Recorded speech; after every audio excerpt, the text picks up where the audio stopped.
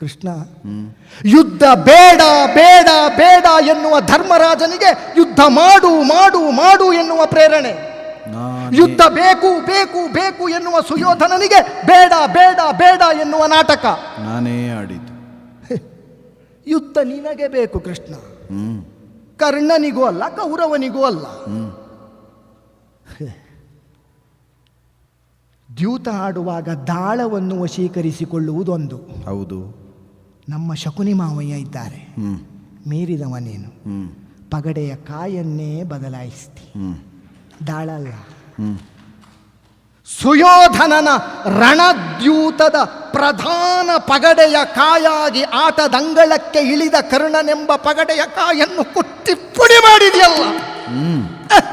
ಶಕುನಿಯನ್ನು ಮೀರಿದ ನಿನ್ನ ಚಮತ್ಕಾರಕ್ಕೆ ಪಾಂಡವರಿಗೆ ಹಿರಿಯಣ್ಣನಾಗಿ ಬರಬೇಕು, ಸಾಮ್ರಾಜ್ಯ ಲಕ್ಷ್ಮಿಯನ್ನು ಅನುಭವಿಸಬೇಕು ಅಂತಾದರೆ ಮೊದಲ ಅಧಿಕಾರ ಯಾವುದು ಗೊತ್ತೋ? ಸತ್ತ ಪಾಂಡುವಿಗೆ ನಾ ಶ್ರಾದ್ದ ಮಾಡಬೇಕು. ಕೂಡದು. ದಾಯ ಎಂಬುದನ್ನು ಪಡೆಯುವುದಕ್ಕೆ ಮೊದಲು ಪಿಂಡೋದಕ ಕ್ರಿಯಾ ಹೇತೋ. ಪಿಂಡ ಉದಕದಾನಾದಿ ಕರ್ಮಗಳನ್ನು ಆಚರಿಸಿದರೆ ಅವನಿಗೆ ಸಂಬಂಧಿಸಿದ ದಾಯವನ್ನು ಅನುಭವಿಸುವುದಕ್ಕೆ ಅಧಿಕಾರ ಹೌದು ಅಂತಾದರೆ ಸ್ವರ್ಗದಲ್ಲಿ ಸ್ಥಾನ ಸಿಕ್ಕುವ ಹಾಗೆ ರಾಜಸೂಯ ಮಾಡಿದ್ರು ಅಂತ ಆಡಿದೆಯಲ್ಲ. ಪಾಂಡುವಿಗೆ ಅಲ್ಲಿ ಸ್ಥಾನ ಸಿಕ್ಕುವುದು ಹೇಗೆ? ಹಿರಿಯ ಮಗ ಶ್ರಾದ್ದ ಮಾಡದೆ ಅವನಿಗೆ ಸಿಕ್ಕುವುದು ಹೇಗೆ? ಪಾಂಡವರೈವರು ರಾಜಸೂಯ ಮಾಡಿದ್ದರಿಂದ ಅವನಿಗೆ ಸಿಕ್ಕಿತು ಅಂತಾದ್ರೆ ಅವರೈದೇ ಅವನ ಮಕ್ಕಳು, ನಾನಲ್ಲ ಅಂತ. ನಾನು ಹೌದು ಅಂತಾದ್ರೆ ನಾರದರು ಹೋಗಬೇಕಾದದ್ದು ಧರ್ಮರಾಜನ ಸಭೆಗಲ್ಲ, ಕರ್ಣೆಯಲ್ಲಿದ್ದಾನೆ ಅಂತ. ಹೌದು. ವನವಾಸಕ್ಕಾಗಿ ಹೊರಟು ನಿಂತಹ ಪಾಂಡವರ ತಾಯಿ ಉಳಿಯಬೇಕಾದದ್ದು ನನಗೊಬ್ಬ ಮಗ ಇನ್ನೂ ಹಸ್ತಿನಾವತಿಯಲ್ಲಿಯೇ ಇದ್ದಾನೆ ಅಂತ, ವಿದುರನ ಮನೆಗಲ್ಲ, ಕರ್ಣನ ಮನೆಗೆ. ಪಾಂಡವರಾಯ ಭಾರಿಯಾಗಿ ಬಂದು ನೀ ಕೌಂತೆಯ ಅಂತ ವಿಶಾಲವಾದ ಅಂತಃಕರಣವನ್ನು ತೋರಿಸುವ ನೀ ಊಟ ಮಾಡಬೇಕಾದದ್ದು ವಿದುರನ ಮನೆಯಲ್ಲ, ಕರ್ಣನ ಮನೆಯಲ್ಲಿ. ಊಟ ಮಾಡಿದ್ಯಾ? ಇಲ್ಲ. ನೀ ಊಟ ಮಾಡಿ ಕೌಂತೆಯ ಅಂತ ಆಡಿದ್ರೆ ಒಪ್ಪುತ್ತಿತ್ತೋ ಏನೋ?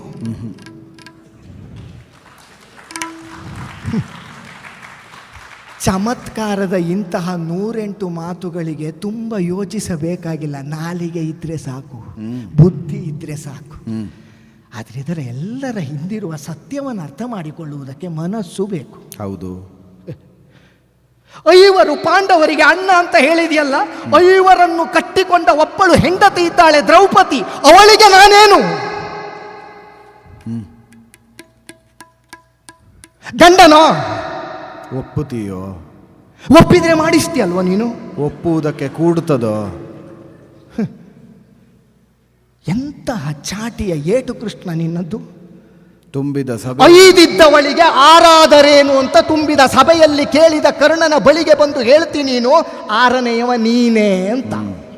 ಮರ್ಯಾದೆ ಉಂಟಾ?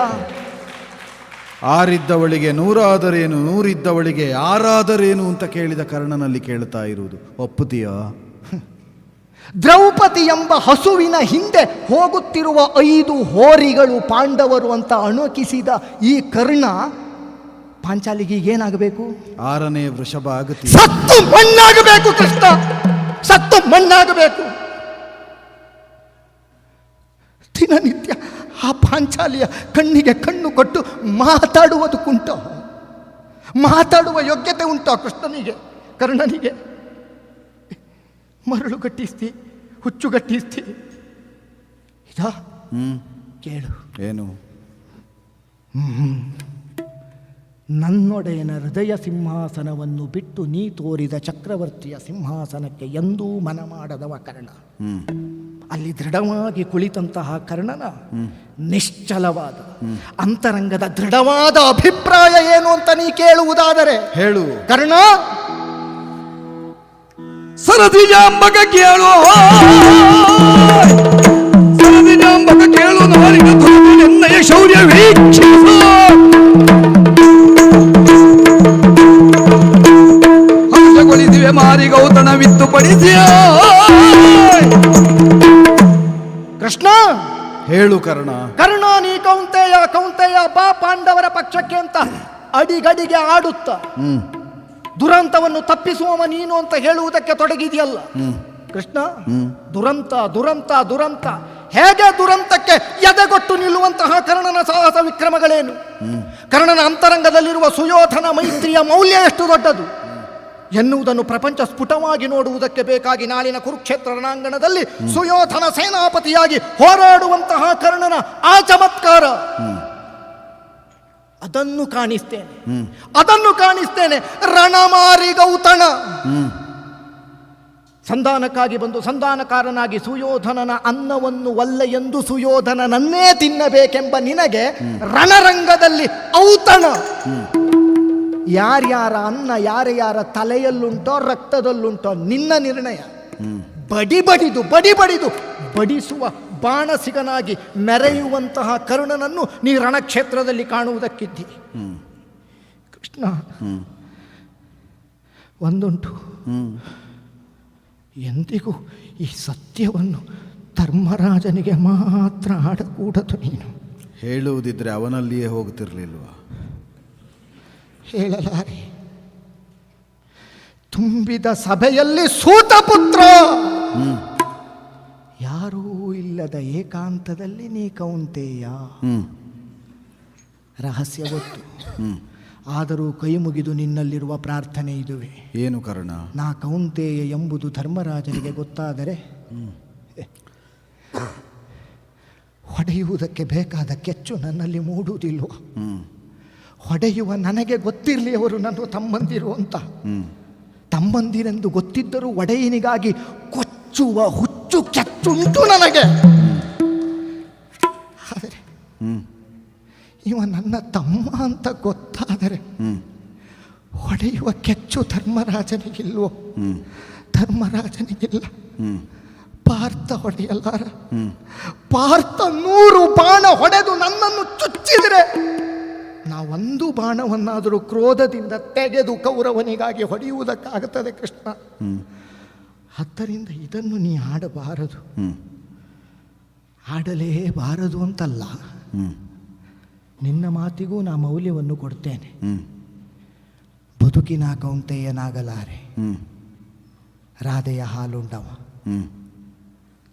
ಮರಣಾಂತಾನಿ ವೈರಾಣಿ ಅಂತ ಹಿಂದಿನ ಯುಗದಲ್ಲೊಬ್ಬ ಪುಣ್ಯಾತ್ಮ ಮಾತಾಡಿದ್ನಂತೆ. ರಾವಣವದೇ ಕಳೆದ ಮೇಲೆ ರಾವಣನಿಗೂ ವಾಲಿಗೂ ಸೇರಿಸಿ ಅವರವರ ತಮ್ಮಂದಿರಿಂದಲೇ ಸಂಸ್ಕಾರವನ್ನು ಮಾಡಿಸಿದ್ನಂತೆ. ಸತ್ಯ. ಬಿಟ್ಟು ಬಂದವಾಗಿದ್ದ ವಿಭೀಷಣ. ನಾ ವಿಭೀಷಣನ ಆಗಲ್ಲ, ಬಿಟ್ಟು ಬರಲಿಕ್ಕೆ ಸಾಧ್ಯ ಇಲ್ಲ ಬಿಡು. ಆದರೆ ಸತ್ತ ನಂತರದಲ್ಲಿ ನೀ ಆಡಿದೆಯಲ್ಲ, ಆ ಧರ್ಮರಾಜನಿಂದ ಒಂದು ಎಳ್ಳು ನೀರು ಬಿಡಿಸುವ ಕೃಪೆ ಮಾತ್ರ ನಿನ್ನದ್ದಿರಲಿ. ಸತ್ತು ಕೌಂತೆಯನಾಗತೇನೆ ಕೃಷ್ಣ, ಬದುಕಿ ಅಲ್ಲ. ಕರ್ಣ, ಇನ್ನೊಂದುಂಟು ಪ್ರಾರ್ಥನೆ. ಇದು ನಿನ್ನ ಬೇಡಿಕೆಗೆ ಬೇಕಾಗಿ, ನನ್ನ ಒಡೆಯನಿಗೆ ಬೇಕಾಗಿ ಒಂದು ಪ್ರಾರ್ಥನೆ ಉಂಟು ಕೃಷ್ಣ. ಏನು? ನೀ ಕೇಳುವ ಮನಸ್ಸು ಮಾಡು, ಮಾಡುವುದು ನಿನ್ನಿಚ್ಛೆಗೆ ಬಿಟ್ಟದ್ದು. ಪಾಂಡವ ರಕ್ತಾಭಿಷೇಚನದಿಂದ ಕೆಂಪಾದ ಭೂಮಿಗೆ ತಾನೊಡೆಯನಾಗಬೇಕೆಂಬ ಭಾವದಲ್ಲಿ ದೃಢವಾಗಿ ನಿಂತ ಕೌರವನ ಸಂಕಲ್ಪವನ್ನು ನೀ ನೆರವೇರುವುದಕ್ಕೆ ಬಿಡೆ. ಯಾಕೆ? ಮಮ ಪ್ರಾಣ ಹಿ ಪಾಂಡವ. ಹೌದು. ಕೌರವನಿಗೆ ಆ ಯೋಗ ಬರುವುದಕ್ಕಿಲ್ಲ, ಬರಬೇಕು. ಬರುವುದಕ್ಕೆ ಸಾಧ್ಯ. ಅದು ಹೇಗೆ ಗೊತ್ತಾ? ಆ ಕೌರವ ಈಗಲೂ ಮೂರ್ಧಾಭಿಷೇಚನಗೊಳ್ಳದೆಯೂ ದೊರೆಯೇ. ಅವ ಸಾಯುವುದಕ್ಕಿಂತ ಒಂದು ಗಳಿಗೆಯಾದರೂ ಮೊದಲು ನನ್ನ ಪ್ರಾಣ ಹೋಗುವ ಹಾಗೆ ಮಾಡು. ಪಾರ್ಥನ ಬಾಣಕ್ಕೆ ನನ್ನ ತಲೆ ಕತ್ತರಿಸಿ ನೆತ್ತರು ಸುರಿಯುವ ಹಾಗೆ ಮಾಡು. ಗೊತ್ತಿಲ್ಲದೆ ಇದ್ದರೂ ಪಾಂಡವ ಕೌಂತೆಯನ ರಕ್ತದಿಂದ ಕೆಂಪಾದ ಭೂಮಿಗೆ ಒಂದು ದಿನ ಆದರೂ ನನ್ನೊಡೆಯ ಸುಯೋಧನ ದೊರೆಯಾಗಲಿ. ಕೃಷ್ಣ, ರಣಮಾರಿ ಬಾಯಿ ತೆರೆದು ನಿಂತಿದೆ. ರಣಕಹಳೆ ಮೊಳಗುವ ಕಾಲಕ್ಕೆ ನೀ ಕೊಳಲೂದಿದರೆ ಕೇಳುವ ಕರ್ಣ ಅಲ್ಲ, ಕಿವುಡಾಗಿ ಹೋಗಿದೆ. ಹೊರಡು ಕೃಷ್ಣ. ಕರ್ಣ,